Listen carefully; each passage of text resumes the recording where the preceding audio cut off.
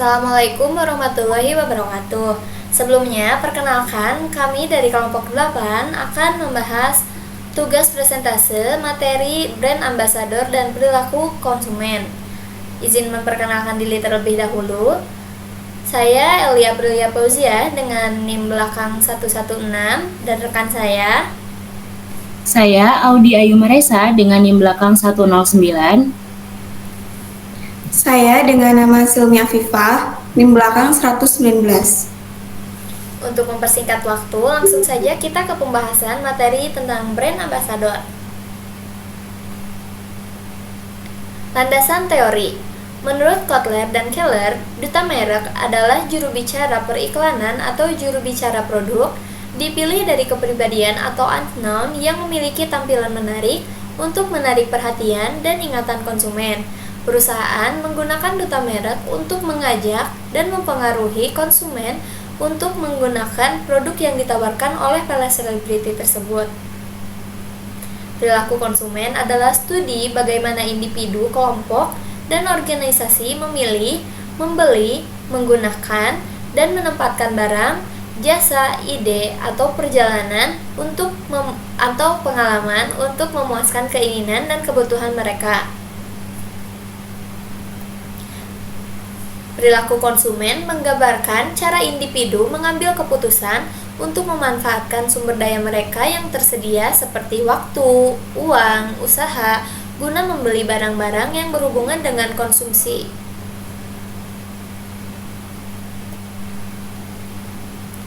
Menurut Engel, Blackwell, dan Minier, perilaku konsumen diartikan those action directly involved in obtaining, consuming, in disposing of products and service, including decision process that rest and follow this action.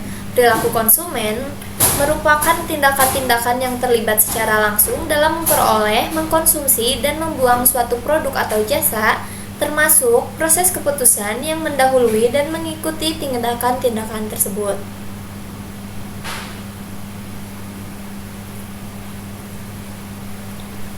Penggunaan brand ambassador merupakan faktor penting dalam memasarkan produk atau jasa karena brand ambassador dapat mempengaruhi, membujuk konsumen untuk menggunakan produk yang ditawarkan. Memilih brand ambassador biasanya didasarkan pada citra seorang selebriti. Dengan citra yang baik, maka seorang brand ambassador akan disukai banyak orang. Greenwood berpendapat bahwa duta merek adalah seseorang yang dipekerjakan oleh perusahaan atau bisnis untuk berkomunikasi dengan konsumen dan berbagi dengan mereka bagaimana seorang selebriti dapat meningkatkan penjualan.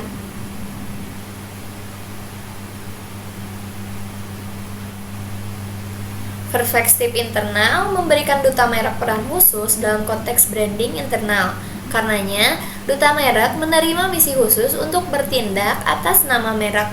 Konsumen yang berniat membeli produk yang menggunakan duta merek akan mempertimbangkan beberapa faktor dari data mereka tersebut, antara lain kredibilitas, reputasi, atraktif, dan popularitas. Untuk selanjutnya akan dijelaskan oleh rekan saya Audi. Baik, izin melanjutkan penjelasan dari rekan saya. Berikut ini adalah pertimbangan beberapa faktor dari duta merek tersebut. Yang pertama yaitu kredibilitas. Kredibilitas duta merek dapat meyakinkan konsumen bahwa produk yang dibelinya memiliki kualitas yang baik dan konsumen tidak akan dibohongi. Yang kedua, reputasi. Reputasi duta merek yang sudah dikenal masyarakat membuat konsumen yakin untuk membeli produk yang ditawarkan. Yang ketiga yaitu atraktif. Daya tarik fisik mencakup semua fitur fisik seperti warna rambut, fitur wajah, serta penampilan fisik. Keatraktifan duta merek mempengaruhi perilaku konsumen dalam arti ingin tampil menarik dan bergaya seperti duta merek yang dilihatnya. Yang keempat yaitu popularitas. Banyak konsumen yang menghiraukan faktor lain dan hanya melihat pada kepopuleran duta merek ketika membeli produk yang dipromosikan duta merek tersebut. Selanjutnya yaitu efektivitas brand ambassador pada perilaku konsumen. Menurut Wilke, tipe perilaku konsumen dalam melakukan pembelian dikelompokkan menjadi 4 berdasarkan tingkat keterlibatan pembeli dan tingkat keterlibatan diferensiasi merek, yang dijelaskan sebagai berikut. Yang pertama yaitu budget allocation. Pilihan konsumen terhadap suatu barang dipengaruhi oleh cara bagaimana membelanjakan atau menyimpan dana yang tersedia, kapan waktu yang tepat untuk membelanjakan uang, dan apakah perlu melakukan pinjaman untuk melakukan pembelian. Yang kedua yaitu produk purchase or not. Perilaku pembelian yang menggambarkan pilihan yang dibuat oleh konsumen, berkenaan dengan setiap kategori produk atau jasa itu sendiri. Yang ketiga yaitu store patronage. Perilaku pembelian berdasarkan pilihan konsumen, berdasarkan tempat, atau di mana konsumen akan melaksanakan pembelian produk atau jasa tersebut.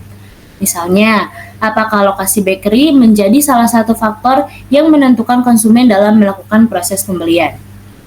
Selanjutnya yaitu brand and style decision. Pilihan konsumen untuk memutuskan secara terperinci mengenai produk apa yang sebenarnya ingin dibeli. Selanjutnya yaitu efektivitas brand ambassador pada perilaku konsumen. Menurut Ciptono, perilaku konsumen dipengaruhi 4 faktor utama pembelian, memberikan petunjuk dan informasi bagaimana produsen mencapai dan melayani pembelian efektif keempat faktor tersebut. Yang pertama yaitu faktor budaya, yang kedua yaitu faktor sosial, yang ketiga yaitu faktor pribadi, dan yang keempat yaitu faktor psikologis. Baik, yang pertama yaitu faktor budaya.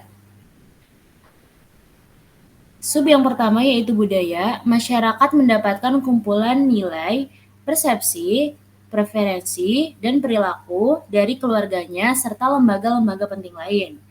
Selanjutnya, subbudaya. Subbudaya terdiri dari kebangsaan, agama, ras, dan daerah geografis. Selanjutnya adalah kelas sosial. Kelas sosial adalah pembagian masyarakat yang relatif homogen dan permanen, tersusun hierarkis dan menganut nilai-nilai dan perilaku serupa. Yang kedua yaitu faktor sosial. Faktor sosial yang pertama adalah kelompok acuan. Kelompok acuan seseorang terdiri dari semua kelompok yang memiliki pengaruh langsung terhadap sikap atau perilaku seseorang. Yang kedua yaitu keluarga. Anggota keluarga merupakan kelompok acuan primer yang paling mempengaruhi keputusan pembeli dan menggunakan produknya. Yang ketiga yaitu peran dan status sosial. Peran meliputi kegiatan yang diharapkan akan dilakukan oleh seseorang nantinya. Peran tersebut akan menghasilkan status. Selanjutnya akan saya serahkan kepada rekan saya.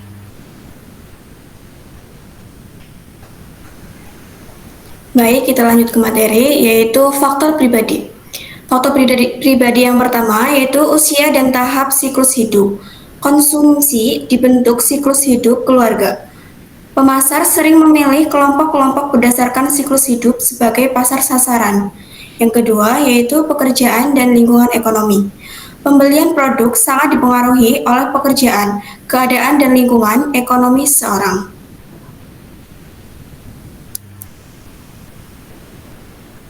Kemudian ada gaya hidup. Gaya hidup menggambarkan keseluruhan diri seseorang berinteraksi dengan lingkungannya. Kemudian ada kepribadian dan konsep diri. Kepribadian adalah karakteristik psikologis seseorang yang berbeda dengan orang lain, menyebabkan tanggapan relatif konsisten. Yaitu yang keempat, faktor psikologis. Yang pertama ada motivasi. Motivasi adalah keadaan diri pribadi seseorang yang mendorong kegiatan individu melakukan kegiatan-kegiatan tertentu untuk mencapai tujuannya. Yang kedua ada persepsi. Persepsi adalah proses yang digunakan oleh individu untuk memilih, mengorganisasi, dan berinteraksi dan menginterpretasi masukan-masukan informasi guna menciptakan gambaran dunia yang memiliki arti. Kemudian ada pembelajaran. Pembelajaran meliputi perubahan perilaku seseorang yang dari pengalaman. Sebagian besar perilaku manusia hasil dari belajar. Kemudian ada keyakinan dan sikap, yaitu gambaran pemikiran dianut seseorang tentang suatu hal yang diyakini. Kesimpulan, brand ambassador adalah juru bicara periklanan atau juru bicara produk dipilih dari kepribadian atau oknum yang memiliki tampilan menarik untuk menarik perhatian dan ingatan konsumen. Perusahaan menggunakan duta merek untuk mengajak dan mempengaruhi konsumen untuk menggunakan produk yang ditawarkan. Brand ambassador dipekerjakan oleh perusahaan atau bisnis untuk berkomunikasi dengan konsumen dan berbagai dengan mereka bagaimana seorang selebriti dapat meningkatkan penjualan. Brand ambassador dapat menjadi faktor psikologis perilaku konsumen. Persepsi adalah proses yang digunakan oleh individu untuk memilih, mengorganisasi, dan menginterpretasi masukan-masukan informasi guna menciptakan gambaran dunia yang memiliki arti. Perilaku konsumen menggambarkan cara individu mengambil keputusan untuk memanfaatkan sumber daya mereka yang tersedia, waktu, uang, usaha, guna membeli barang-barang yang berhubungan dengan konsumsi. Baik, sekian dari kelompok 8. Terima kasih atas perhatiannya. Wassalamualaikum warahmatullahi wabarakatuh.